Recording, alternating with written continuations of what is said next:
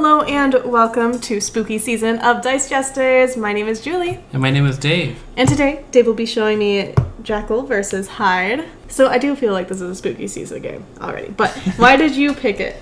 I think that Jekyll versus Hyde fits the spooky season vibe of what I wanted perfectly. The artwork is evocative of creepiness. Mm-hmm. It is a very short playing card game. So it fit into that bonus episode of what I was going for so well. Of a game that, like, this probably wouldn't fit into a 10x10 very well just because it's a faster card game. But I am really looking forward to playing this with you. Getting into the Halloween season. Let's see the box.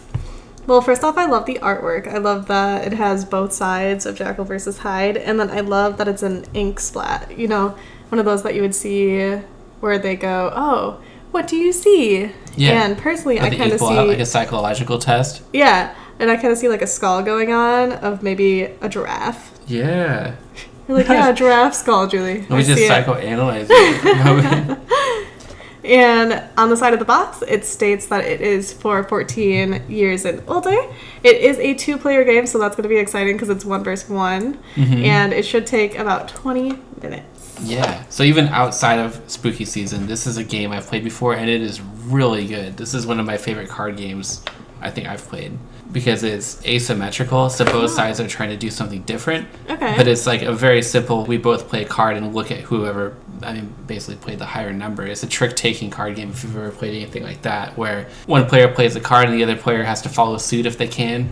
And if they can't, then they can play any card, and then you basically see who won that trick. And then one player is trying to win a lot of tricks or lose a lot of tricks. I'll have to go back and remember. Basically, you're doing competing things and trying to win your objective for the side that you're playing. So it's really interesting. Yeah. And on the back, it says that it contains 21 evil cards. Ooh. So that's exciting. There's also this little prologue? Did I say it right? Prologue, yeah. Oh, prologue. Okay. So it says, Jekyll vs. Hyde is a trick-taking game for 2 players based on the famous novella Strange Case of Dr. Jekyll and Mr. Hyde by Robert Louis Stevenson. As Dr. Jekyll, you'll need to resist Mr. Hyde's fierce attacks to protect your mind and keep the secret of your dual nature. As Mr. Hyde, your goal is to dominate Dr. Jekyll to overcome his identity. Okay, very nice. So it looks like this might be the tracking board. This is the tracking board, okay. Exactly.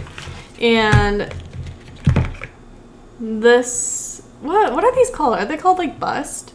Yeah, it's like a statue bust. Oh, that's so cool. It has 2 sides. Yeah. One's Jekyll, one's Hyde. Yeah, and it's hefty, too. Yeah, it is. I love it. Like, if it fell, it would make a lot of noise right now. And then what are these? Those are tokens. They basically allow you to do special things when you play a certain card, whether it's you get to trade cards with your opponent or do certain things that I'll explain when we play it. Yeah, no worries. Yeah. Here is your rule book. Yep. Oh, I do like the cards. I do really. I think this one you hit it on the nose with this one. Yeah. Of the spooky theme, very Halloween-esque. And I will very say, creepy. I think this is the first game we've played with Vincent Dutray's artwork, and this is my favorite artist that does art for board games. Okay. Whenever I see a game with Vincent Dutray's art, I'm thinking, I'm probably going to like this one. The art does look really nice. I really like that a lot. Yeah. So, it's pretty straightforward for what the cards look like. You have some green cards, some gray cards, purple, and some red cards. They all have numbers on them, different images. So I'm sure that they all have something to do with one another. Yep. And, it looks like 7 pride cards, 7 wrath, and 7 greed. Oh, and then 4 potions? Yeah, there's potions. So this is just everything that we like about spooky season, pretty much in a game. Okay. I truly don't have a guess on how to play this. I am kind of in the mindset of Parade. So in my mind, I want to guess it's like Parade. Yeah. But yeah. Not really. I would say like Parade in the sense that we'll play it one time and you'll be a little bit confused and think, okay. And then the next time we play it, you'll catch on to some strategies for the side that you're playing. But the cool thing is, since both sides are different, we can play this game 5 times and then switch, and then your playstyle has to be completely different in order to win. Okay. Well, I'm excited for the drinks that I have made today for this game. Ooh. Because they are 2 separate drinks. What? Yes. So they both are the same color because I used colorless ingredients. And you're going to be fine with either or, I'm sure. Probably. One is sour and one is sweet. And you get I love both. Yeah. Well, sour is probably, I would say, my favorite. I know. Yeah, it's a simple, I'm not going to tell you what's in it. You're just going to pick a cup. It'll be a surprise. Yeah, right? One's an elixir. No, I'm kidding. One's poisonous. But yeah, so you get to choose between these 2. Nice. Well, I can't wait. I'm so excited to show this to you after I read the rules because I need a little free refresher myself. All right. Yeah, of course. Sounds good.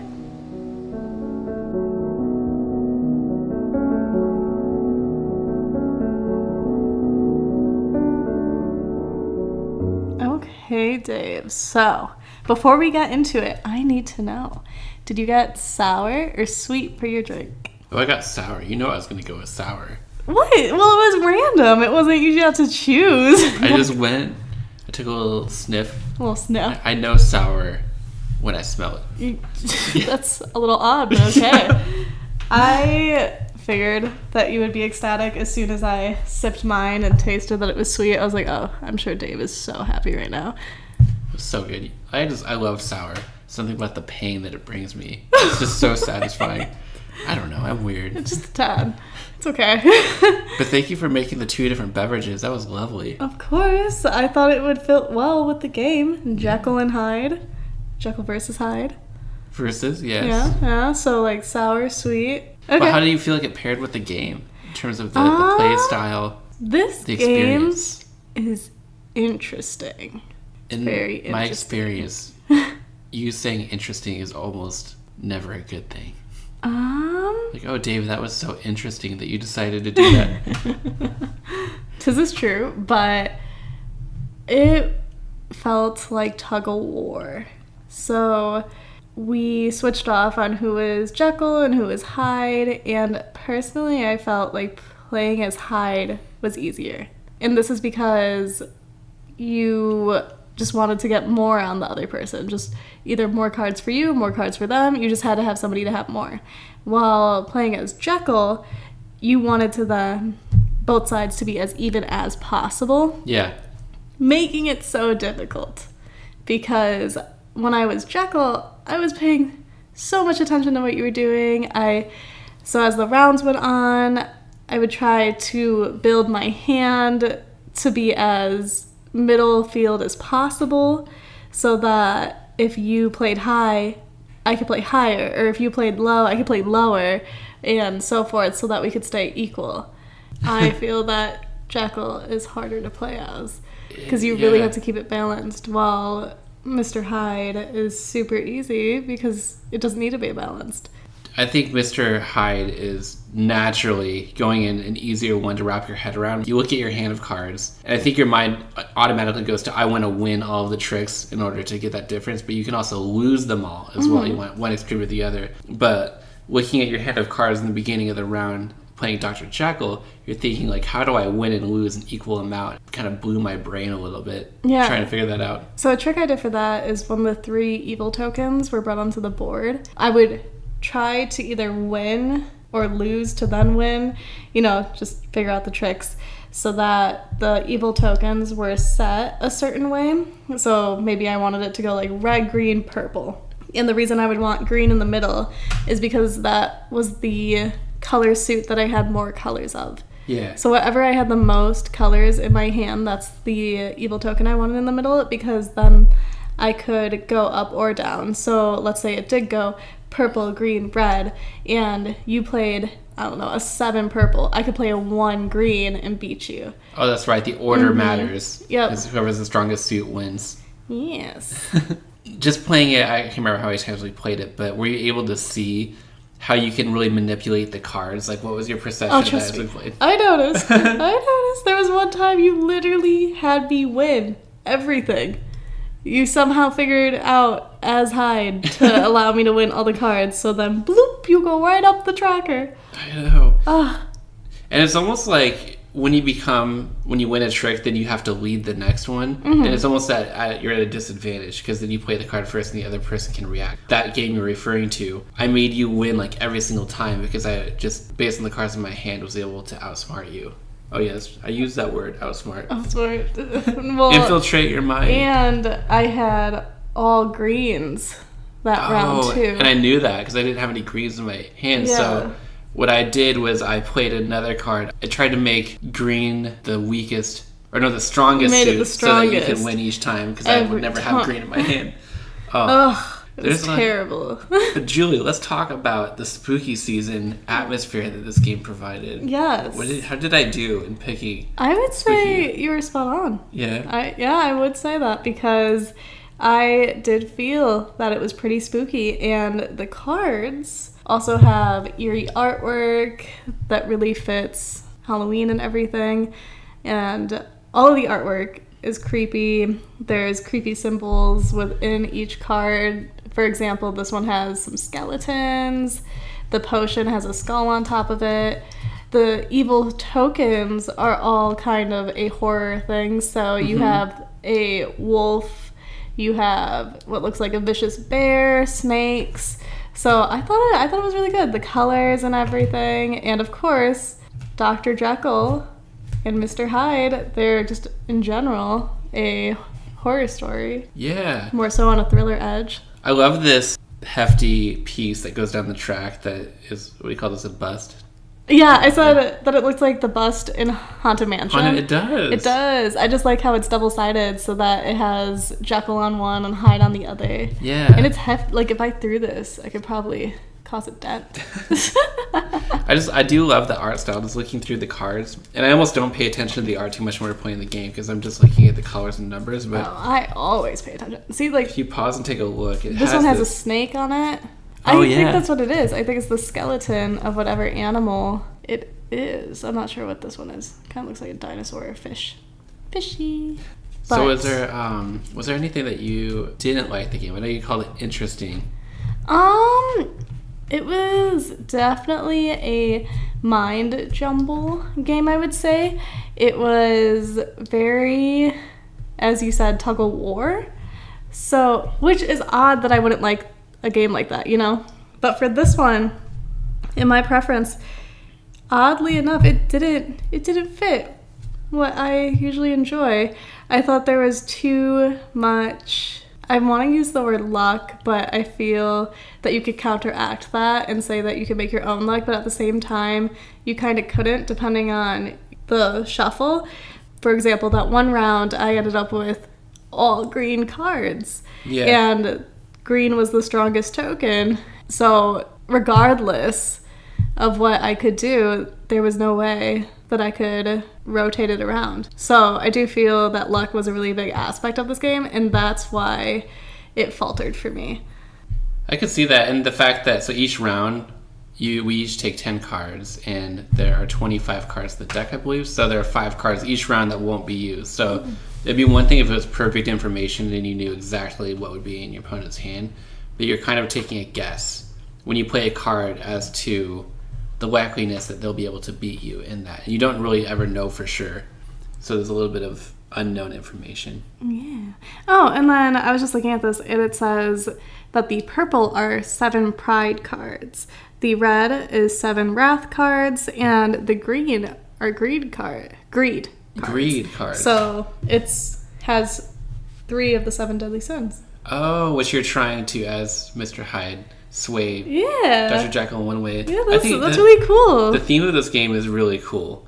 And I think if I can mention a couple of things that hold it back a little bit for me is the fact that, I mean, you mentioned the luck thing. But I think, like, I've played some of these card games where it's like, has you play 3 rounds in a row or something. I kind of like just to play a game and not have to repeat so many times. And also the fact that both of the sides do feel imbalanced in terms of which one's easier. And I think both you and I'd be curious if other people felt the same way. Maybe some people would think that playing Dr. Jekyll is easier for some reason. But you and I both have the same mindset where Mr. Hyde naturally was an easier mindset to get into. So the rulebook actually recommends, and we did this, that both play a full game, which is 3 rounds, and then we switch sides and play again as the other side, and then whoever got further down the track as Mr. Hyde wins the game.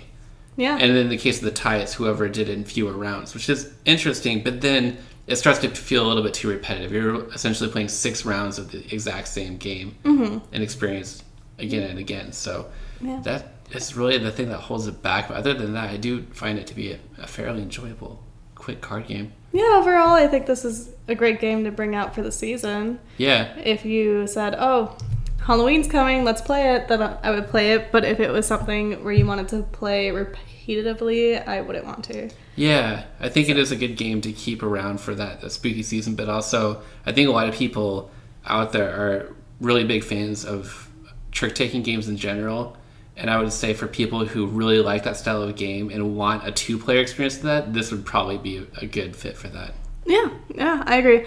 This would be a 3 out of 5 for me, just because it boggled my mind so intensely that I couldn't hop on. I couldn't hop on because of the luck factor. I love a good brain teaser, brain strenuous. Brain burner. Yeah. I love a great brain burner, but this just had too much luck factor. Yeah. Or maybe I just didn't get how to be strategic with it. That I don't know. I just give it. It's just a 3. I would give it a 4 out of 5. Okay. I think I liked it a little bit more than you, but I have played more of these trick-taking games, and I can see the uniqueness of this one too, so maybe I have that perspective. Oh yeah, that's true, because this would be my first trick-taking game. Yeah. So 4 out of 5 for me, 3 out of 5 for you, but are we keeping this to play, or are we trading this one away? We're storing it. Oh. Storing away. The third category. We have a couple games in that category. We do. So I don't mind storing it away for, next Halloween. I mean, it's a small game anyway. Yeah, so. It's tiny. It can go in a card pile. It'll be fine. Well, thank you for learning this game with me. Of course, and thank you so much for teaching me this game. And I would say your choice in spooky game, this was spot on. Thank you. So good choice. Makes me feel good. And thank you so much for listening to our spooky bonus episode this week. Be sure to join us next week and all September to Halloween long for our spooky bonus episode season, mid-season, what have you. Be sure to join us on Instagram. Our Instagram is Dice Jesters. We also can be reached through email. If you would like to email us, it is thedicejesters@gmail.com.